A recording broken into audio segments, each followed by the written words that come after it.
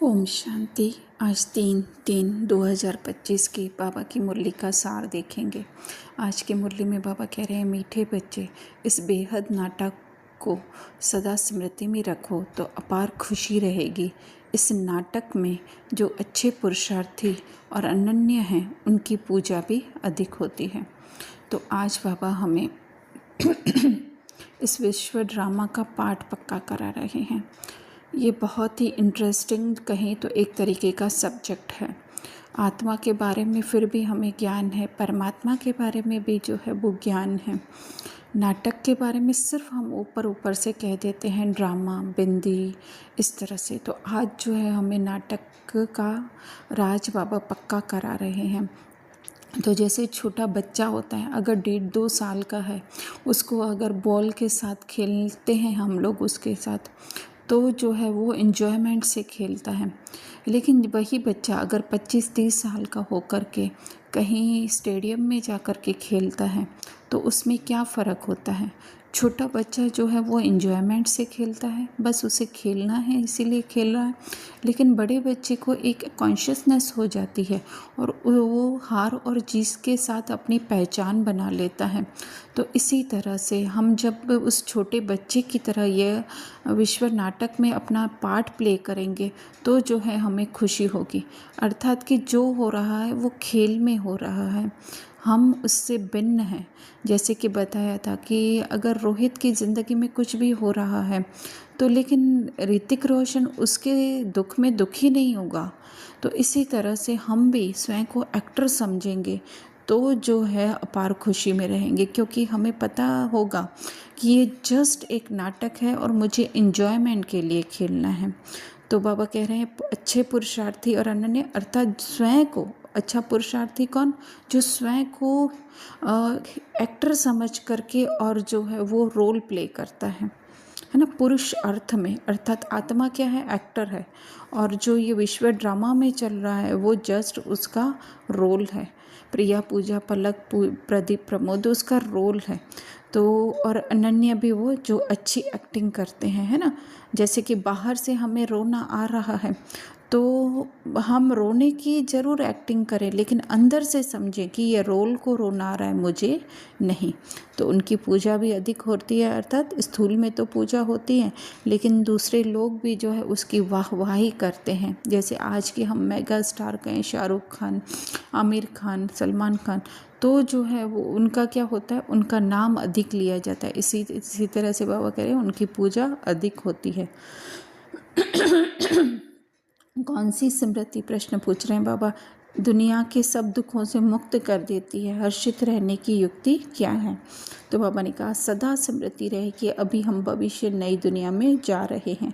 भविष्य की खुशी में रहो तो दुख भूल जाएंगे। विघ्नों की दुनिया में विघ्न तो आएंगे, लेकिन स्मृति रहे कि इस दुनिया में हम बाकी थोड़े दिन हैं तो हर्षित रहेंगे।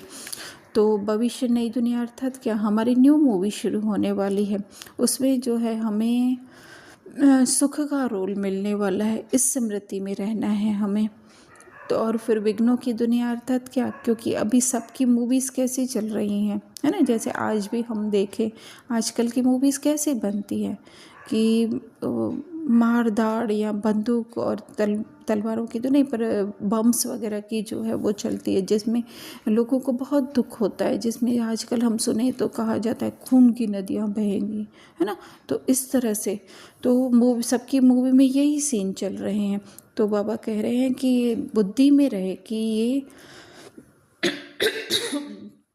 कि विघ्न तो मतलब ऐसे सीन्स तो आएंगे, लेकिन हम वो सीन में पार्ट प्ले करने वाले एक्टर हैं, ना कि वो रोल हैं। फिर गीत बाबा कह रहे हैं, जाग सजनिया जाग। तो इससे हमें पता चल जाता है कि आत्मा जो है वो अभी सोई हुई है, तो उसको बाबा जगा रहे हैं ज्ञान दे करके। फिर बाबा धारणा में कह रहे हैं, समझदार बन, अपना सब कुछ धनी के नाम पर सफल करना है, पतितों को दान नहीं करना है, सिवाय ब्राह्मणों के और कोई से भी कनेक्शन नहीं रखना है। तो मूवी पूरी होने वाली है, हमें जो कुछ भी मूवी में मिला हुआ है वो वापस हम डायरेक्टर को दे दें, यही समझदारी है ना। डायरेक्टर की चीज़ों को अपना समझेंगे तो नेचुरली हमको कभी ना कभी उसे वापस देना ही है, तो जो है हमें दुख होगा। पतित अर्थात जो देह भान में पूरी तरह से फंसे हुए हैं, अगर हम उनको कुछ देते हैं और जिससे कि उनका जो है वो देह अभिमान बढ़ता है, तो इसीलिए फिर उनके देह अभिमान बढ़ने से उसका कनेक्शन हमारे साथ आएगा, हमारा भी देह अभिमान बढ़ेगा। इसलिए उनके साथ दान और उनको दान नहीं करना है। कनेक्शन सिवाय ब्राह्मणों के,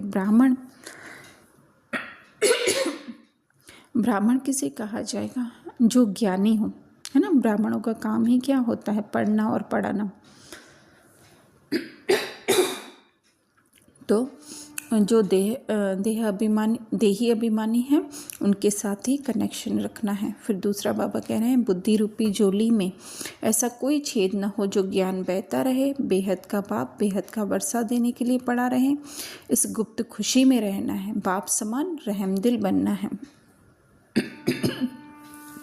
तो बुद्धि रूपी न बुद्धि स्थूल है न उसका छेद स्थूल है, लेकिन बुद्धि में अगर कहीं पर भी थोड़ी सी भी रोल कॉन्शियसनेस, देह अभिमान है तो वो छेद है। फिर कितना भी ज्ञान हम बात डालें उसमें, लेकिन वो देह अभिमान का छेद होने से वो सब ज्ञान खाली निकल जाएगा।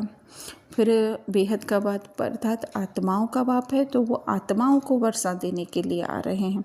तो इस गुप्त खुशी में रहना है, रहमदिल बनना है। मतलब बाप समान कि जैसे बाबा जिस दृष्टि से हम सब आत्माओं को देखते हैं, ऐसे ही हमें भी सब आत्माओं को देखना है। वरदान में बाबा कह रहे हैं, संपन्नता द्वारा संतुष्टता का अनुभव करने वाले सदा हर्षित विजयी भव। मोटे मोटे रूप से तो हम संपन्नता का ऐसे भी मीनिंग निकालते हैं कि हमें बाप द्वारा कौन कौन सी प्राप्तियाँ हुई, तो लेकिन मेन है हम ज्ञान में कितना संपन्न बने हैं, है ना। क्योंकि ज्ञान ही है जो आत्मा के मन को शक्तिशाली बनाता है, और जितना वो ज्ञान होगा उतना जो है हम संतुष्ट रहेंगे। फिर बाबा जैसे कह रहे हैं ना आगे कि स्वयं संपन्न होने के कारण किसी से भी तंग नहीं होगा। किसी से भी तंग नहीं मतलब किसी के पाठ से भी जो है हम नहीं कहेंगे, या उसको बदलने की हमको कोई भी संकल्प नहीं होगा, या ये क्यों करता है, कैसे करता है, काय के लिए करता है, वो कोई भी जो क्वेश्चन तंग होने से क्या होता है, हम क्वेश्चन करते हैं तो कोई भी प्रकार का क्वेश्चन नहीं, तो तंग नहीं होंगे। और उलझन क्या करे, उलझन और समस्याएं क्या करे, उलझन एक विघ्न लगेगा, उलझन है या विघ्न एक खेल अनुभव होगा, और समस्या मनोरंजन का साधन बन जाएगी। क्यों खेल लगेगा? क्योंकि खेल में क्या होता है, नया नया कुछ आता है, तो क्या होता है, हमको इन्जॉयमेंट होता है। तो ये उलझन और ये समस्या क्या है, एक तरीके का कुछ न कुछ नया सीखने को हमको उनसे मिलता है। तो इसीलिए जो है वो खेल अनुभव होगा। और समस्या मनोरंजन अर्थात मन को भी क्या चाहिए होता है, कुछ न कुछ ऐसा एंटरटेनमेंट चाहिए होता है। तो वो समस्या हमको क्या कराएगी, हमारे अंदर की पहचान कराएगी कि हमारे अंदर अभी और कौन सा देह अभिमान रहा हुआ है। वो तब देख सकेंगे जब हम अपनी स्वयं की आत्मा की स्मृति में होंगे, तो जो है हम मन के वो भावों को जो है वो हम लोग साक्षी होकर देख सकेंगे, और अपनी शक्तिशाली स्थिति से जो है उसको पार कर सकेंगे। अर्थात उसमें कैसे हम लोगों को अब निकलना है उसको हम जान सकेंगे। तो वो जो है हमें मनोरंजन अनुभव होगा और विजयी होंगे, अर्थात ज़्यादा से ज़्यादा हमारी आत्मिक स्थिति मजबूत होगी। फिर स्लोगन है, नाजुक परिस्थितियों से घबराओ नहीं, उनसे पाठ पढ़कर स्वयं को परिपक्व बनाओ। परिस्थितियाँ रोल में आती हैं, कभी कभी इतना वो थिन लाइन होती है, हम समझ नहीं पाते हैं कि ये आत्मा की परिस्थिति है या रोल की परिस्थिति है। तो वो ही नाजुक परिस्थितियाँ हैं, तो लेकिन उससे घबराना नहीं है, लेकिन पाठ पढ़कर, अर्थात कि ये हमें कुछ न कुछ ऐसा बताने आई है जिससे कि हमारी आत्मिक स्थिति मजबूत हो। उसी को ही बाबा कह रहे हैं परिपक्व। परिपक्व कौन बनेगा? हमारी आत्मिक स्थिति। अच्छा, ओम शांति।